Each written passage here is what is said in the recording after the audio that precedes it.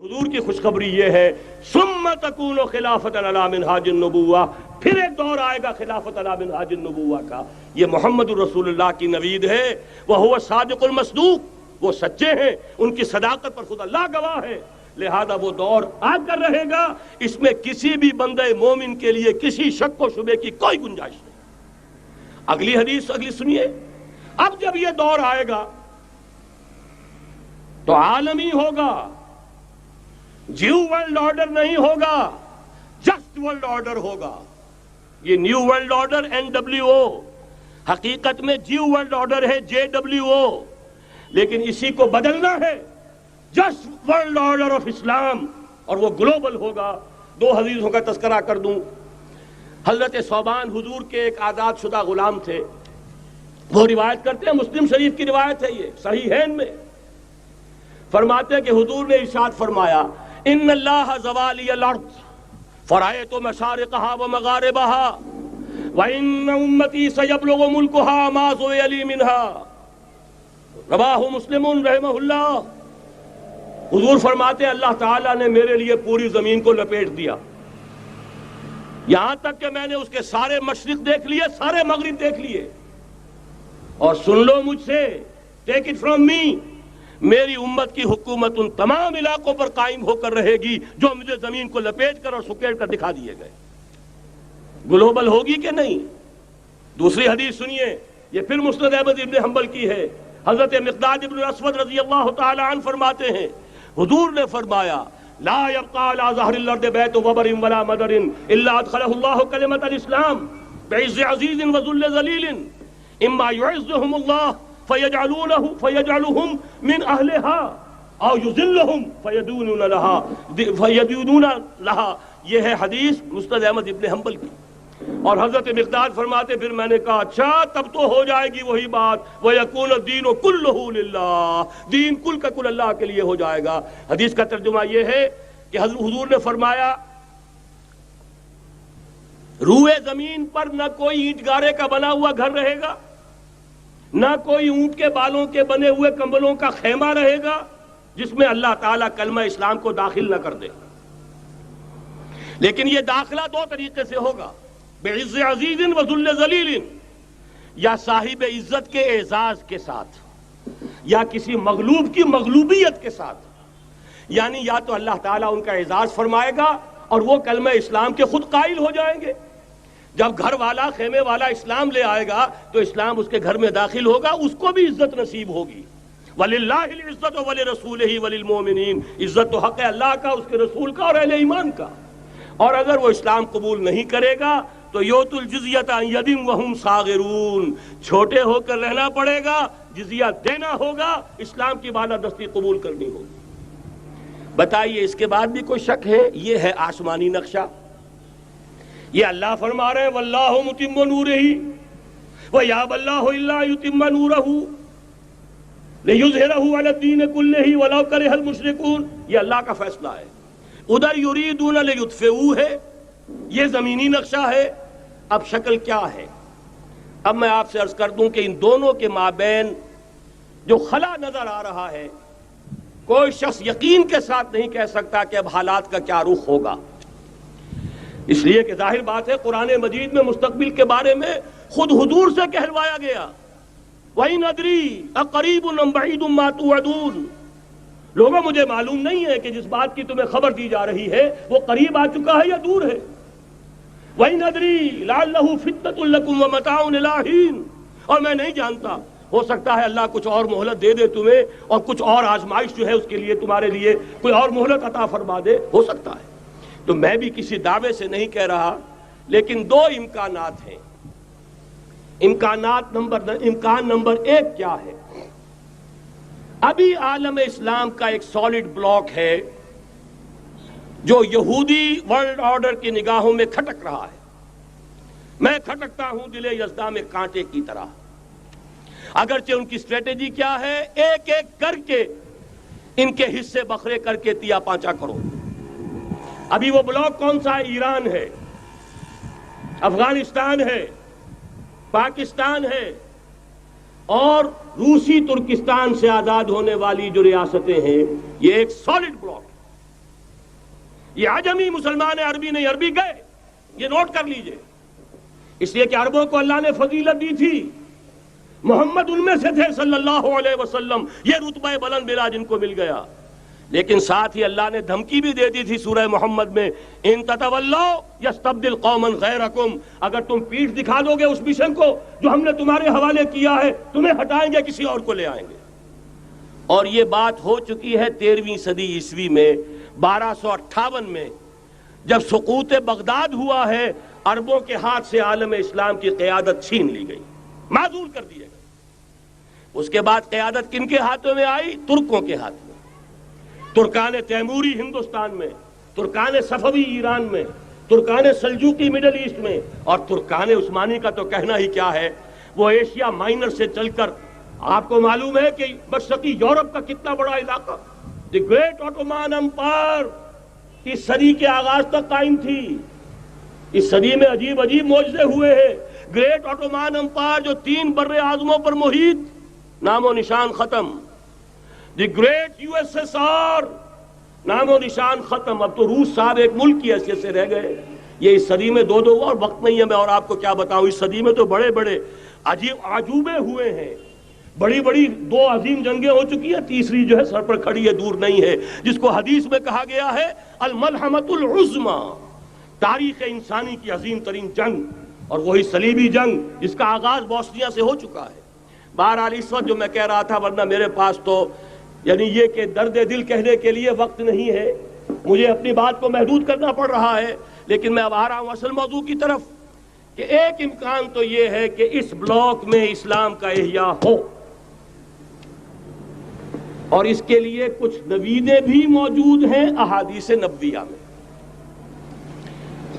وہ تو آپ نے سنا ہوگا اقبال کا شعر، میرے عرب کو آئی ٹھنڈی ہوا جہاں سے، میرا وطن وہی ہے، میرا وطن وہی ہے۔ حدیث میں آتا ہے یخرج ناس من المشرق یؤتون للمہدی یعنی سلطانہ، مشرق سے فوجیں نکلیں گی کہ جو کہ مہدی کی حکومت قائم کریں گی۔ یہ مہدی اہل تشیع کے مہدی اور ہیں، ہمارے مہدی اور ہیں۔ اہل تشیع کے عقیدے کے مطابق ان کے بعد میں امام جو روپوش ہو گئے تھے وہ امام مہدی ہے، وہ ظاہر ہو جائیں گے، ابھی امام غائب ہیں، پھر وہ ظاہر ہو جائیں گے۔ ہمارے نزدیک یہ مہدی پیدا ہوں گے یا ہو چکے ہوں، اور یہ ہوں گے حضرت فاطمہ کی نسل ہی سے رضی اللہ تعالی عنہا، لیکن عالم عرب کے اندر پھر ایک طاقت بن کر ابھریں گے، باطل کی قوتوں کے خلاف جہاد کریں گے، لیکن ان کو مدد آئے گی 2 طرف سے، ایک زمینی مدد آئے گی مشرق سے، ایک آسمانی مدد آئے گی، عیسیٰ ابن مریم کا نزول، حضرت مسیح علیہ السلام جو زندہ آسمان پر اٹھائے گئے تھے نازل ہوں گے، اور در حقیقت ان 2 مددوں کے نتیجے میں پھر یہود کا قلع قمع ہوگا، اور یہی گریٹر اسرائیل ان کا گریٹر گریو یارڈ بن کر رہے گا، عظیم تر قبرستان بن کر رہے گا۔ اس کی بڑی واضح حدیثیں موجود ہیں، اس کی بڑی تفصیلی خبریں موجود ہیں، یہ احادیث کی کتب کے اندر، بدقسمتی سے ہماری اس کی طرف توجہ نہیں۔ ایک تو یہ ہو سکتا ہے، اسی طریقے سے ایک اور حدیث ہے، یخرج من خراسان رایات سود، اور یہ مسلم شریف کی روایت ہے، نوٹ کیجئے گا، نہیں ترمذی شریف کی روایت ہے، یخرج من خراسان رایات سود لا یردها شیء حتی تنصب بایلیا، اور خراسان حضور کے زمانے میں آج کے افغانستان کا نام تھا۔ یہ افغانستان میں جو جہاد ہوا ہے، غلطیاں ہوئی ہیں اور غلطیوں کا خمیازہ بھگت رہے ہیں، یہ تو اللہ تعالیٰ کی سنت ہے جس میں اللہ نے صحابہ کو بھی ایگزمپٹ نہیں کیا، غلطی کی سزا دی ہے۔ 35 صحابہ کی غلطی غزوہ احد میں ہوئی، جہاں سے حکم تھا کہ مت ہٹنا، 50 میں سے 35 ہٹ گئے، نتیجہ کیا نکلا؟ فتح شکست میں بدل گئی، 70 صحابہ شہید ہو گئے۔ اللہ تعالیٰ نے فرمایا وَلَقَدْ صَدَقَكُمُ اللَّهُ وَعْدَهُ إِذْ تَحُسُّونَهُم بِإِذْنِهِ حَتَّىٰ إِذَا فَشِلْتُمْ وَتَنَازَعْتُمْ فِي الْأَمْرِ وَعَصَيْتُم مِّن بَعْدِ مَا أَرَاكُم مَّا تُحِبُّونَ۔ مسلمانوں ہم سے گلہ نہیں کر سکتے، ہم نے اپنا وعدہ سچا کر دکھا دیا تھا جبکہ تم انہیں گاجر مولی کی طرح کاٹ رہے تھے، لیکن جب تم ڈھیلے پڑ گئے، تم نے ڈسپلن کو توڑا، تم نے اختلاف کیا تو سزا دی ہم نے۔ تو اگر صحابہ کرام رضوان اللہ تعالی علیہ مجمعین، خیر الناس بعد الانبیاء، پوری نوع انسانی کے اندر انبیاء کے بعد بلند ترین انسان، اگر ان کی بھی غلطی کا خمیازہ جو ہے اللہ نے چکھایا، کیوں چکھایا؟ ضروری تھا، آئندہ کے لیے سبق ہو جائے۔ یہ وَلِيُمَحِّصَ مَا فِي قُلُوبِكُمْ، تاکہ تمہارے دلوں کے اندر اگر کہیں کوئی کھوٹ ہے اور پاک کر دیں ہم۔ اس لیے بہرحال غلطیاں ہوئی ہیں افغانستان میں، ایک امام کے ساتھ بیعت نہیں تھی، بلکہ بدقسمتی اور بڑھ کر یہ ہے بیعت کر کے توڑ دی۔ عبد الرسول سیاف صاحب کے ہاتھ پر ہمارے پاکستان کے 7 گروپ جو تھے، انہوں نے عین حرم میں بیٹھ کر بیعت کی اور پاکستان آ کر بیعت توڑ دی۔ سزا اس کی مل رہی ہے، آپس کی خانہ جنگی یوں ہی نہیں ہو رہی، کوئی سبب ہے، لہذا یہ سزا تو ملے گی، لیکن جتنا خون یہاں پر خلوص کے ساتھ دیا گیا ہے اس کی مقدار بھی کم نہیں ہے۔ یہاں سے خیر برآمد ہوگا۔ اور دوسری بات اپنے بارے میں نوٹ کر لیجئے، یہ پاکستان، بچا کھچا Pakistan, what remains of Pakistan, یہ اصل میں ہے کیا؟ مولانا بہت خوبصورت انداز میں فرما رہے تھے کہ یہ 313 نہیں تھے، اسلام تھا۔ اسی طرح نوٹ کیجئے، پاکستان نہیں ہے، 4 صدیوں کی تجدیدی مساعی کا حاصل ہے۔ آپ نے کبھی نوٹ کیا ختم نبوت کے بعد اب سب سے اونچا منصب کس کا ہے؟ مجددین۔ سنن ابی داؤد کی روایت، ان اللہ یبعث فی هذه الامہ علی راس کل 100 عام من یجدد لها دینها۔ اور نوٹ کیجئے کوئی بات ہے، 1000 برس تک سارے مجدد عالم عرب میں پیدا ہوئے، جیسے ہی دوسرا 1000 سال شروع ہوا، الف ثانی کا مجدد اعظم شیخ احمد سرہندی کہاں تھا؟ صنم خانہ ہند میں حاضر ہوا۔ میں شیخ مجدد کی لحد پر، وہ خاک کے ہے زیر فلک مطلع انوار، گردن نہ جھکی جس کی جہانگیر کے آگے، جس کے نفس گرم سے ہے گرمی اعراض۔ وہ پھر 12ویں صدی کا مجدد اعظم امام الہند شاہ ولی اللہ دہلوی، 13ویں صدی کا مجدد اعظم سید احمد بریلوی، اس کے خون کا امین اور اس کے ساتھ کے شہداء کے خون کا امین، ان کے جسموں کا امین آپ کا خطہ ہزارہ، آپ کا خطہ سوات، اس میں ان کی جانیں ہیں جو دی گئی ہیں۔ اور وہ نہایت میں آپ سے عرض کر دوں، دور صحابہ کے بعد اتنا خالص اسلامی جہاد پوری مسلمان تاریخ میں نہیں ملے گا جتنا وہ تحریک شہیدین کا تھا۔ 14ویں صدی ہجری میں شیخ الہند جیسا مجاہد اعظم کہ انگریز نے گرفتار کر کے قید بھی کیا ہے، تو کہاں؟ ہندوستان میں نہیں، کہاں؟ جزیرہ سائرس، کیا نام تھا؟ بالٹا، جزیرہ مالٹا بحر روم میں۔ اقبال کے نفس سے ہے لالے کی آگ تیز، ایسے غزل سرا کو چمن سے نکال دو۔ کہیں ہندوستان کی کسی جیل میں ہوا تو شاید اس کے نفس کی گرمی ہی سے کوئی حرارت پیدا ہو جائے۔ اور اسی صدی میں 14ویں صدی ہجری میں اقبال جیسا مفکر، اسی 14ویں صدی ہجری میں مودودی جیسا مصنف، اسی 14ویں صدی ہجری میں مولانا الیاس جیسا مبلغ رحمہم اللہ، عظیم شخصیتیں آج پورے عالم اسلام میں آپ کو تبلیغی دوست ملیں گے۔ یہ کہاں سے شروع ہوئی تحریک؟ دہلی کی ایک چھوٹی سی مسجد سے، وہ مسجد بنگلے والی اب تو بڑی عالیشان ہو گئی ہے، جب وہاں شروع ہوا تھا کام بڑی چھوٹی سی مسجد۔ یہ سارے کام یہاں کیوں ہوئے؟ پورا عالم اسلام آزاد ہوا، کہیں نعرہ اسلام کا نہیں لگا، کہیں عرب قومیت پر، کہیں کسی اور عصبیت پر تحریکیں چلی ہیں، صرف تحریک پاکستان تھی کہ پاکستان کا مطلب کیا؟ لا الہ الا اللہ۔ کوئی سبب ہے کہ یہاں قرارداد مقاصد پاس ہوئی، حاکمیت اللہ کی ہے کہ اکبر نام لیتا ہے خدا کا اس زمانے میں۔ یہ سارا ماضی سامنے رکھیے اور حضور کی دی ہوئی پیشن گوئیوں کا مستقبل سامنے رکھیے، ان دونوں سے ثابت ہوتا ہے اس خطہ ارضی سے کچھ ہونا ہے۔ اگرچہ بھٹکے ہوئے ہیں لیکن کبھی بھولی ہوئی منزل بھی یاد آتی ہے راہی کو، اور بھٹکے ہوئے آہو کو پھر سوئے حرم لے چل، اس کی ضرورت ہے۔ مسلمان کو پھر اس کا مقصد یاد دلایا جائے۔ پاکستان اس لیے نہیں بنایا گیا تھا کہ ہمارے ہاں ٹاٹے اور برلے نہیں تھے تو ہمارے پاس اس کے بھی باپ وجود میں آ جائیں، اس لیے تو نہیں بنایا گیا تھا۔ پاکستان اس لیے نہیں بنایا گیا تھا کہ جاگیرداروں کی جاگیرداریاں محفوظ ہو جائیں، پاکستان اس لیے تو نہیں بنایا گیا تھا اور یہ کہ نمازیں اور مسجدیں تعمیر ہو جائیں، مسجدیں تو امریکہ میں تعمیر ہو رہی ہیں، عالی شان سے عالی شان، اس لیے پاکستان نہیں بنا تھا۔ آج بھی مسلمان، میں معذرت سے عرض کر رہا ہوں مولانا سے، آج بھی بھارتی مسلمان کی ایوریج نمازی ہونے کے اعتبار سے پاکستانی مسلمان سے کہیں بہتر ہے۔ آج بھی برقع نظر آ جائے گا تو ہندوستان میں نظر آ جائے گا۔ میں نے اپنی آنکھوں سے دیکھا چند سال پہلے، جب مکہ مسجد حیدرآباد دکن میں 3 دن مسلسل میری تقریریں ہوئی ہیں، 10,000 مرد اور 5,000 خواتین، اور ان میں سے کوئی بغیر برقعے کے نہیں تھی۔ ایک سیلاب نظر آ رہا تھا برقعوں کا کہ جب جلسہ ختم ہوا ہے رات کے 12 بجے 3 دن تک متواتر۔ یہاں کہاں نظر آئے گا برقع آپ کو؟ یہاں تو جس کے بعد 2 پیسے ہو گئے اس نے سب سے پہلے برقع اتار کے پھینک دیا۔ معلوم اچھی طرح سمجھ لیجئے، یہ چیزیں تو وہاں زیادہ ہیں یہاں کی نسبت۔ اصل ضرورت تھی کہ یہاں اس نظام کو قائم کیا جائے، وہ نظام عدل اجتماعی، وہ جس میں حریت ہو، جس میں عام آدمی بھی خلیفہ وقت کو ٹوک سکے۔ یہ کرتا کیسے بن گیا؟ ایک خاتون بھی کھڑی ہو کر دامن پکڑ لے، عمر تمہیں کیا حق ہے کہ ہمارے مہر کے اوپر پابندی لگا رہے ہو، جبکہ اللہ نے نہیں لگائی۔ اللہ قرآن میں قنطارہ کا لفظ استعمال کر رہا ہے۔ ڈھیروں سونا دے دے کوئی شخص اپنی بیوی کو مہر کے اندر، طلاق دیتے وقت اس میں سے کچھ نہیں لے سکتا، آپ کون ہوتے ہیں ہمارے حق کے اوپر پابندی لگانے والے؟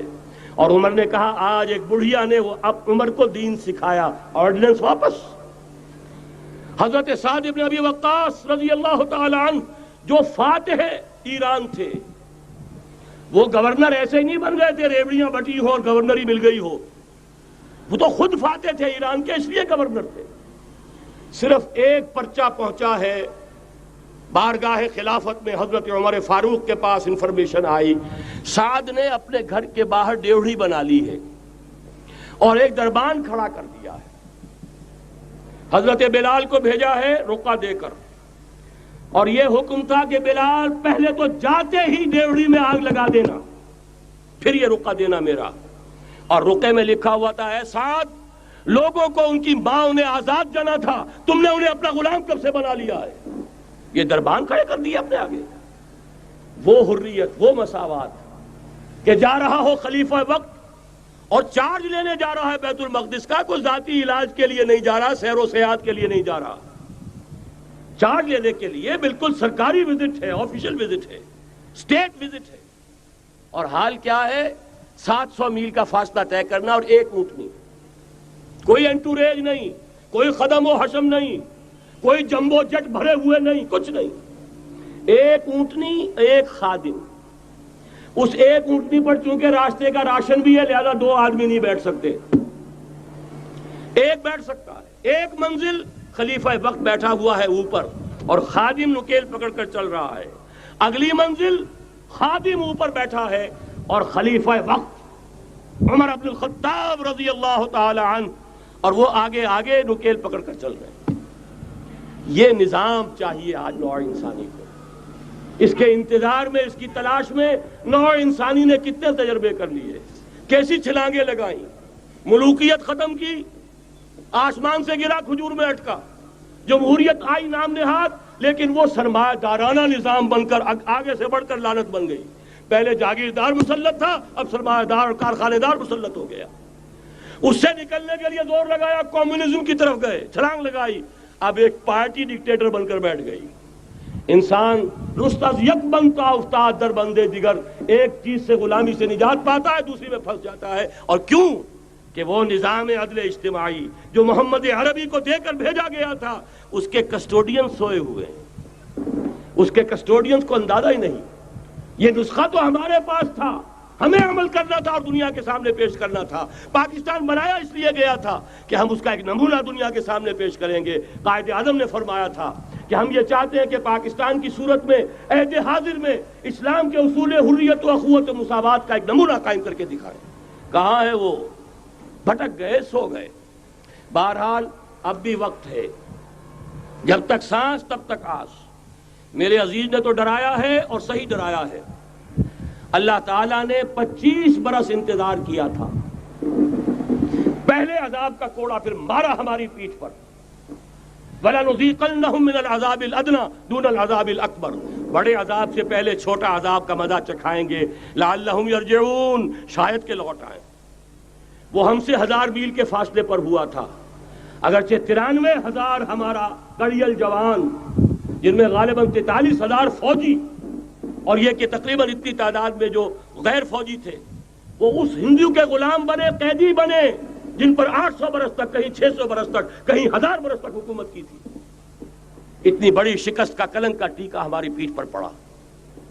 پہلے عذاب کا کوڑا آ گیا تھا، 25 برس ہو گئے تھے قمری حساب سے، نوٹ کر لیجئے، یہ نہ سمجھیے 24.25 برس ہوئے تھے، 24.25 برس قمری حساب سے 25 برس تھے۔ اور اب نوٹ کر لیجئے اگلے 25 برس کے پورے ہونے میں اگلے رمضان کی 27 تاریخ تک صرف مہلت ہے، نصف صدی پوری ہوا چاہتی ہے۔ کوئی عجب نہیں اس عذاب الادنیٰ کے بعد ہم جاگے نہیں، ہوش میں نہیں آئے، کوئی عجب نہیں کہ بڑے عذاب کا کوڑا ہماری پیٹھوں پر برس جائے۔ لیکن مجھے یہ یقین ہے، نوٹ کر لیجئے، اگر یہ دوسرا امکان ہو گیا، خدا نہ خواستہ اللہ کے عذاب کا کوڑا ہماری پیٹھ پر برسا، مجھے یقین ہے اللہ ہندوؤں کو مسلمان بننے کی توفیق دے گا، لیکن اسلام کا بول بالا اسی خطے سے ہوگا۔ تاریخ میں یہ ہو چکا ہے آیا فتنہ تاتار کے افسانے سے، پاسباں مل گئے کعبے کو صنم خانے سے۔ تاتاریوں کے ہاتھوں کروڑوں مسلمان قتل ہوئے، لیکن اسلام نے تاتاریوں کو فتح کر لیا، اور پھر اسلام کا مسلمانوں کا دوسرا دور عروج انہی تاتاریوں کی مختلف شاخوں کے تحت ہوا۔ وہ تاتاری ہی تو تھے، وہ سارے ہورس، ٹرکش ہورس، ترکان تیموری، ترکان صفوی، ترکان سلجوقی، ترکان عثمانی، وہی تو سٹاک تو وہی ہے آیا فتنہ تاتار کے افسانے سے، پاسباں مل گئے کعبے کو صنم خانے سے، اس لیے کہ حضور نے فرمایا مشرق سے ہوگا، یہاں سے فوجیں چلیں گی، تو کوئی عجب نہیں۔ بہرحال یہ دو امکانات ہیں، لیکن اس کا فیصلہ تیرے ہاتھوں میں ہے، دل یا بدن، سیدھی بات۔ اگر تو اب بھی ہم ٹھیک ہو جائیں، جاگ جائیں، ہوش میں آ جائیں، قوم یونس کی طرح توبہ کر لیں، تو بغیر عذاب کے کوڑے کے رحمت خداوندی ہم پر سایہ کرے گی۔ اگر ہم نہ جاگے تو وہ عذاب کا کوڑا آئے گا۔ یہ نہیں میں کہہ سکتا ان ادری قریب ام بعید ما توعدون، یہ میں نہیں کہہ سکتا، یقین کے ساتھ جانتا ہوں کہ آئے گا، لیکن یہ کہ اس کے بعد بھی یہیں سے بول بالا ہوگا۔ اگر ہمارے ذریعے نہیں تو ان کے ذریعے سے، جو ہمیں شکست دے کر پھر اسلام قبول کر لیں گے، لیکن کیوں نہ پہلے ہی راستے پر چلنے کی کوشش کریں۔